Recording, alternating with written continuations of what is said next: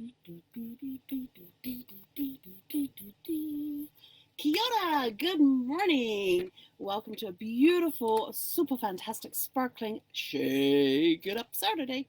Yep, today we are talking about shaking up the mindset, shaking up things in our lives, stepping outside our comfort zone. Why do we want to do this? Because if we don't step outside our comfort zone, we don't challenge ourselves and we don't grow. We actually stay stagnant. Got 6 different ways that we can shake up your mindset, and some of them will actually shake up your body a little bit as well. So, number 1, and this is all step outside your comfort zone or getting rid of those blocks that are stopping you from moving forward. So, there's always something about in this that will help with the mindset. It helps with the physical body being shaken up as well. Number 1 is take a ride. Go to an amusement park, get on a roller coaster, go jet skiing, go unicycling. I always wanted to try a unicycle. Snowmobile, skiing, either on the water or on the snow. That adventure is set your intention of what it is you want to get rid of. What blocks do you want to get rid of? And then as you're zooming down the ski slopes, along the water, around the amusement park, on the ride, however it is that you're using that method, picture those problems being pushed away. They're out of there. So you set your intentions, and as you're in motion on whatever the ride is, you are pushing those things out of the way. You are smashing through them. That's number 1. So number 1 is take a ride.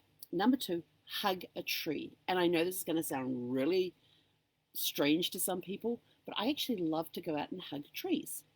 And what's really cool is that you press your body up against the tree, you wrap your arms around that tree, and you relax into the tree. And while you relax into the tree, you can actually feel, if you open your mind, excuse me, I'm going to take some, sorry, I forgot to drink before I came on. A little dusty outside today. Okay, but when you wrap your arms around that tree and you basically sink your body against it, let the tree support you, and you just close your eyes as you're pressed up against the tree, and you just relax. Just blow out, take some deep breaths and blow them out. And as you do that, you start to feel the warm, calming energy of the tree start to seep into yourself. If you are open to this, and then while you're hugging the tree, you visualize those mental blocks that you've got sinking into the tree and either going down into the roots and into the ground, or they're going up the trunk, through the branches, and out through the leaves into the air. So whichever way you want them to go, they're down into the ground or up through the, just imagine your mental blocks going in those directions and being released from you. And then when you're finished, I always like to give the tree a little squeeze and then say thank you. Always thank the trees for the hugs. I love hugs. Right now it's just a tree. Well, actually, there's a lot of cacti around here, and I really don't want to go hug one of those. But to find a tree and to hug a tree, there's just something so relaxing about it. And it really does help calm the mind down because you've got the trees in. It's coming from a place of gratitude. And that's when every day, everything you do and all things should come from a place of gratitude and love.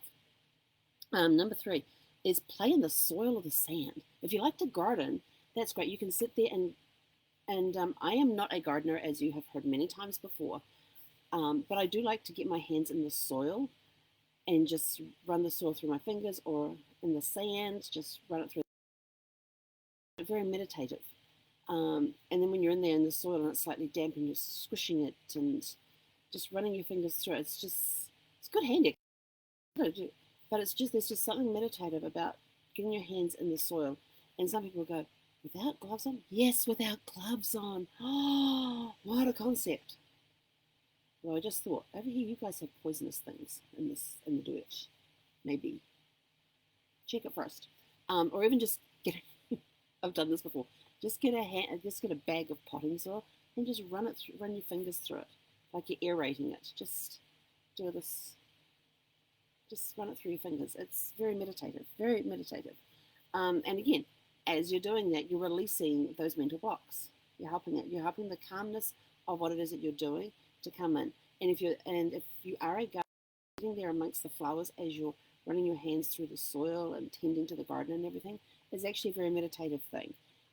My mum loves gardening and my dad loves gardening, and I can see a difference from when they go out to when they come back. There is a a certain calmness about them. Um, because it is a relaxing, it is a relaxing. They may come in tired and whatnot, but there's those little stress lines have gone. It's very calming and very soothing. For me, it's a source of frustration because I don't know the difference between a plant and a weed, and I'm more likely to pull out the plant and leave the weeds. Okay, I'm not totally that bad, but I just like running my fingers through the soil. I just like doing that, or sand. Um, so that's number 3, is playing the soil or the sand. Number 4 is get near natural bodies of water, either in it, on it, or beside it. If you want some calmness, sit next to some still water, like a pond or a bubbling brook or a lake, where it's just very calm and peaceful. Because and then just sit there and just breathe it in. If you want something where you need a bit more of a punch, then safely go ride the waves. Not on a surfboard, body surf through the waves, because you want that intense with the waves crashing down on top of you. Or the rushing water, white water rafting is another way that you can get through those mental blocks and things. And again, set the intention before you start. This is one of my favorite ones. I went researching about all these different ones. Intense weather, safety first. Don't go out there in dangerous conditions. If it's thunderstorm, stay inside. I like to go out and dance in the rain. It's just as simple as that. I love the feel of the coolness and the cleansingness of the rain. And sometimes if it's a cold day and you've been sitting inside a hot house and you go out there, oh my gosh, the temperature difference, the shock to the body on that temperature difference is amazing. You suddenly like, boom, you're feeling more alive, you're feeling more awake. It is just such an intense feeling. And, if you can't find any intense weather, go take a cold shower. Take a cold shower. If you can't get out there even while it's snowing, if there's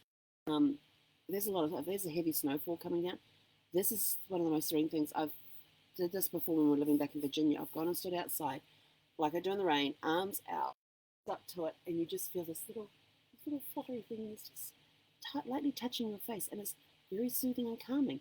Whereas if you're in a rain, the water pressure will vary based on the intensity of the rain, and it's quite good because popping, stabbing at your face and things. It kind of reminds me of acupuncture. A lot of stress and things and that stuff. So intense weather, going out and when it's a gale, when it's blowing outside, of course, safety first.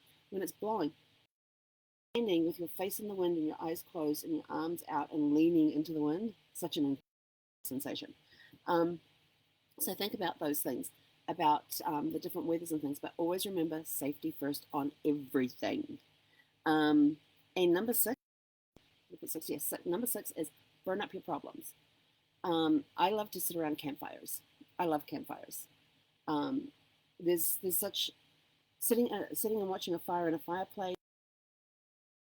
One of my favorite things when I was growing up and stuff was we would go on camps for school, for Girl Guides, and we would always have the campfire. I just loved sitting around the campfire. I couldn't care less what was going on around me.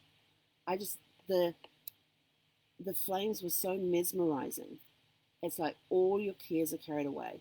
And there's one exercise we had to do, which I thought was quite good, is that you had to write on a piece of paper what your problems were, screw it up, and throw it into the fire and watch it burn. And it was amazing how releasing that was to do that. So there's all sorts of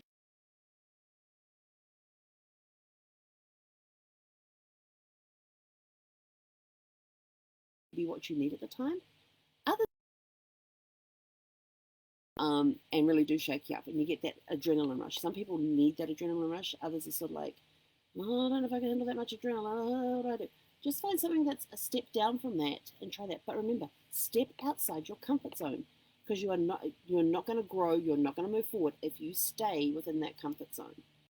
Because if you want the rewards that you want in life, if you want to achieve what you want to achieve in life, you are never ever going to get it by zone. You have to step outside your comfort zone in order to stretch and grow and be ready for whatever it is that you want. If you want to be making $1 million a year, have you ever made $1 million a year before? No, you don't know what that's like. You can't imagine that, but you can talk to people who do make that and find out what it's like. And I can hear it now. There'll be people going, oh, that's too much. Oh. I could never be like that. And now you've just self-sabotaged. Instead of trying to say, that's really cool. Okay, what do I need to do to get there? And making that decision puts you right up the edge of the comfort zone. And then when you've made that decision, you're going to go for it. And then you got to take that first step. And that first step is always the hardest step to take. But when you take that first step, you're on your way. I remember I had a client one time, and her 25th wedding anniversary was coming up, and she had been doing a workshop on goal setting. And we're sitting there playing a game of cash flow, And we're sitting there playing this game. We're talking backwards and forwards about what we do. And she found out I was a travel professional. I found out she was a realtor, which was good because we were getting our house ready to sell the following year. And she wanted to her and her husband wanted to take a cruise for their 25th wedding anniversary, and which was the following year. And so she had 13 months to plan for this, and she was just starting a class on goal setting. And the very first assignment they had been given was to take one step towards that goal. And the one step they take towards that goal was go and research what it was that they wanted to achieve. What did they need to do? If they wanted to, hers was to take a cruise for their 25th wedding anniversary. So it was to go and find information about cruises that would be available at that time. And, where do we want to go? That was her first step. Well, meeting me was actually her first step. And from there, and within a few weeks, we had their cruise organized and booked and everything. And they went and had a magical time. But it's taking that first step. Yes, it can be very uncomfortable. But once you take that first step, and you've taken that first step, and you look around and you go, well, hell, that wasn't so bad. That was actually pretty easy when you think about it. But a lot of people will let the fear of taking that first step stop them. That's that barrier that you've got to break through. So if you want to break through that barrier and take that first step, go shake up your mindset a little bit. Whether it's doing something that calms you down, something to release the mindset, something that's a bit of a rush, go take that first step to get out of your comfort zone. I am so far outside my comfort zone, I no longer know where it is. I do have a blankie, and my blankie is a group of people that I have surrounded myself with that are mentors and people who inspire me. So I have surrounded myself with that. That's my blankie. So if I'm having problems, I can go to one of those people and say, hey, you're a specialist in this area. I'm having a problem here. What do I do? Or I can try and figure it out. Why instead of inventing the wheel, why not go and talk to somebody who has already been where you want to go and find out what you need to do to get there? Go have a super fantastic sparkling Shake It Up Saturday. Do something to shake your day up. I have no idea what I'm going to do today. I actually have another weekend off. Actually, no, I've got some work to catch up on. Yeah, we'll get that done. But I am going to try something new today, and you'll hear about that later on. I'm actually going to attend a call today that has been available for me to do, and I've never done it. So I thought I'm just going to go sit there, listen, and see what goes on in this, and just take some notes because it could be very interesting. It's an onboarding call for bringing people into a new system and answering their questions, showing them how they can do things within the system. If they have a question like, how do I even start? What do I do for this? What do I do for that? Answering those and seeing those questions answered. It's going to be a very different day for me in looking at that. But I haven't done it before, so I figured, why not today? I don't have anything on my calendar this weekend. And when I got reminded that the call was today, I was like, I'm putting that on my calendar. I'm going to do that tomorrow. So that's my shake up for today. Doing something new today. Trying something different. So go out, try something new, try something different. Get yourself pumping up the energy a little bit. Find something that will help move the roadblocks. And remember, the 6 steps for getting out of your comfort zone is take a ride, amusement park, jet ski, unicycle, snowmobile, skiing, water or snow. Hug a tree and relax against it.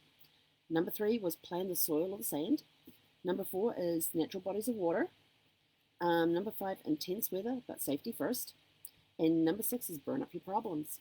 And that's just sitting by a fireplace with a fire going in the fireplace, or sitting around a campfire, writing your problems down, screwing them up, and throwing them in the fire and watching them burn. And that way, they're no longer a problem. So have a super fantastic sparkling Shake It Up Saturday, and we will catch you guys later on today.